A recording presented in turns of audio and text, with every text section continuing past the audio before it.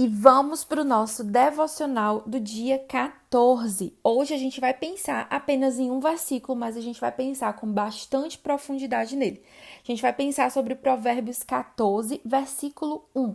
E antes de continuar, como sempre, quero te lembrar de deixar o seu like e fazer a sua inscrição aqui no canal para que você não perca nada.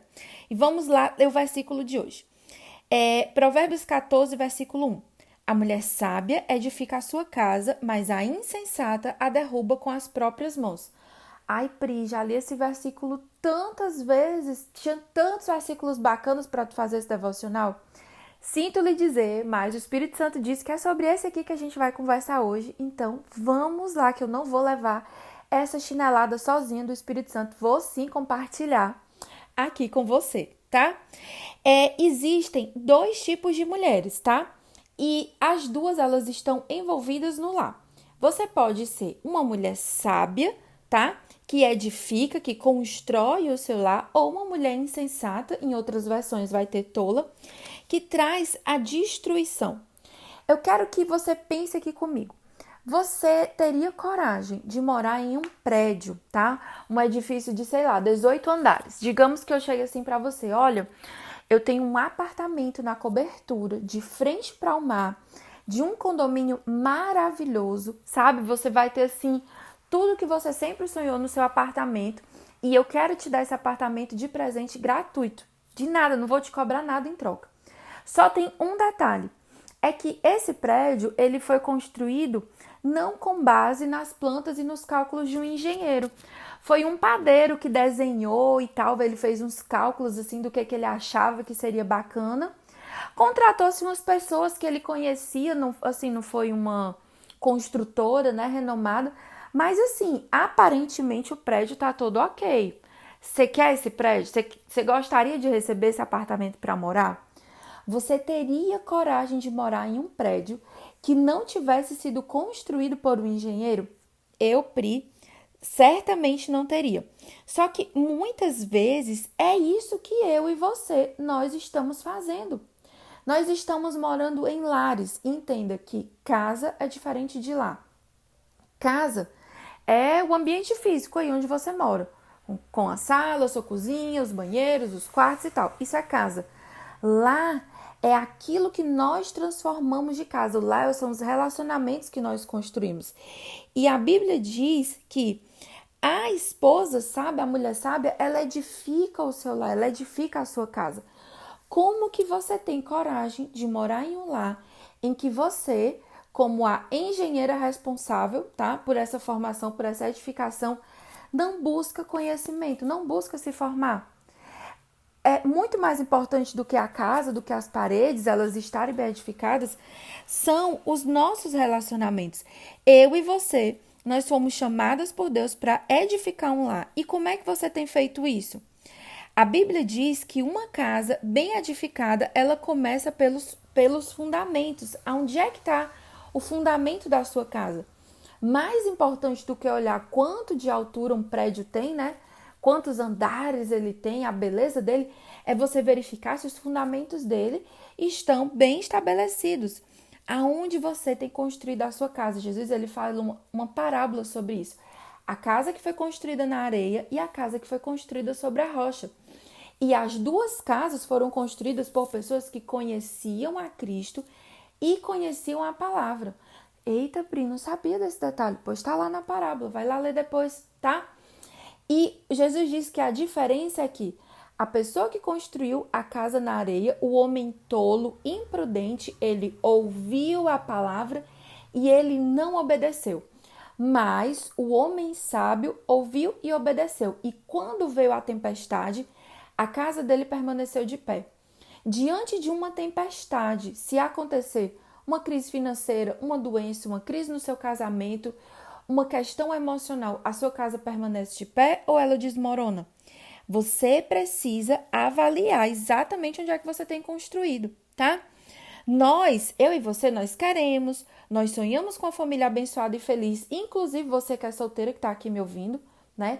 Sonha em ter um casamento maravilhoso, um casamento que tenha paz, que tenha cumplicidade. Mas como é que a gente está buscando construir isso? Você está construindo o seu lar no seu achismo ou pela palavra de Deus?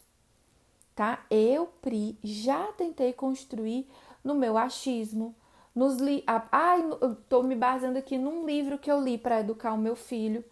Ok, tem muitas ferramentas boas, mas se a obediência à palavra não for a base daquilo que a gente faz, se o nosso relacionamento com Deus não for o fundamento, a nossa casa está sendo construída sobre a areia.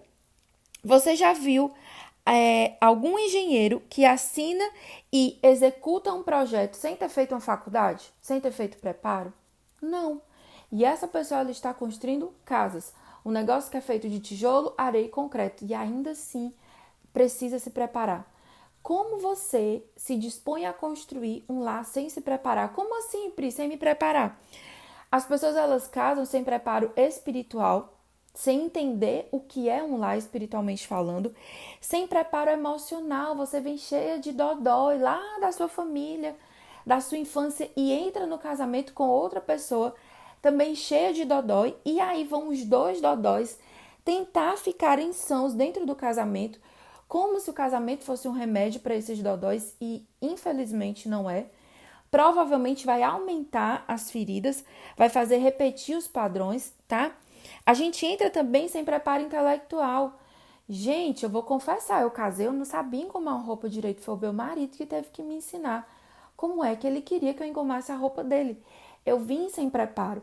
A gente vem de uma sociedade, de uma cultura em que a mulher é preparada para tudo, para autodefesa, para ser uma boa empreendedora, para cuidar bem do seu dinheiro, para cuidar bem da sua saúde, mas nós não somos treinadas para cuidar de um lar, para educar filhos, que é o mais importante, é o nosso chamado, tá? Então, como que a gente tem coragem de construir uma família sem nenhum preparo? Sem buscar a sabedoria que vem de Deus? Pri, para que eu preciso dessa sabedoria? Primeiro, se você é solteira para escolher, certo. Se você já é casada, para você agir conforme a palavra de Deus. E caso seu marido ainda não conheça Jesus, ele ser conquistado para Jesus através do seu comportamento. A esposa sábia, Pedro diz lá no Novo Testamento, a mulher sábia, ela ganha o seu marido não pelas suas palavras, mas pelo seu bom procedimento. Procedimento, gente, é comportamento, tá? Então, a gente precisa de sabedoria para escolher o certo, para falar e agir corretamente, tá?